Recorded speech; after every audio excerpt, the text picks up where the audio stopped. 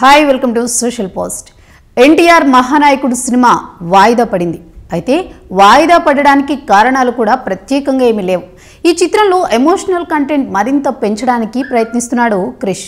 దాంతోపాటే వెన్నుపోటు రాజకీయాలు కూడా ఉంటాయని తెలుస్తోంది. ఈ చిత్రాన్ని ముందు ఫిబ్రవరి 7న విడుదల చేయాలి అనుకున్నారు దర్శక నిర్మాతలు. కానీ కథానాయకుడు ఫ్లాప్ తర్వాత మనసు మార్చుకుని 14కి వాయిదా వేశారు. దీనికి కూడా ప్రత్యేకంగా కారణాలున్నాయి. ప్రస్తుతం మహానాయకుడు షూటింగ్ వేగంగా జరుగుతోంది. ఈ మధ్య నాదెండ్ల భాస్కర్రావు ఎపిసోడ్ చిత్రీకరించాడు క్రిష్. ఇది చూసి సినిమాపై బాలయ్యకు మరింత నమ్మకం పెరిగిపోయిందని తెలుస్తోంది. కథానాయకుడు ఫ్లాప్ తర్వాత ఈ చిత్రం విజయం సాధించడం ఇప్పుడు బాలయ్యతో పాటు క్రిష్కి కూడా కీలకంగా మారింది.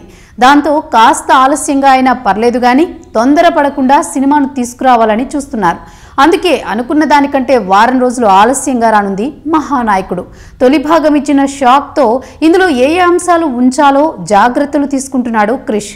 ముఖ్యంగా ఎమోషనల్ కంటెంట్ ఎక్కువగా పెట్టి కాస్త ఎన్టీఆర్ను ఎవరెవరు వెన్నుపోటు పొడిచారు అనేది కూడా చూపించబోతున్నారనేది తెలుస్తోంది. ఈ విషయంలో బాలయ్య కూడా క్రిష్కు కావలసిన పర్మిషన్స్ ఇచ్చేశాడనే సమాచారం. కథానాయకుడు సినిమాలో ఫ్లాట్ కంటెంట్ ఉండడం వల్లే ఫ్లాప్ అయిందని భావిస్తున్న చిత్ర యూనిట్ మహానాయకుడిలో అన్నీ ఉండేలా చూసుకుంటున్నారు.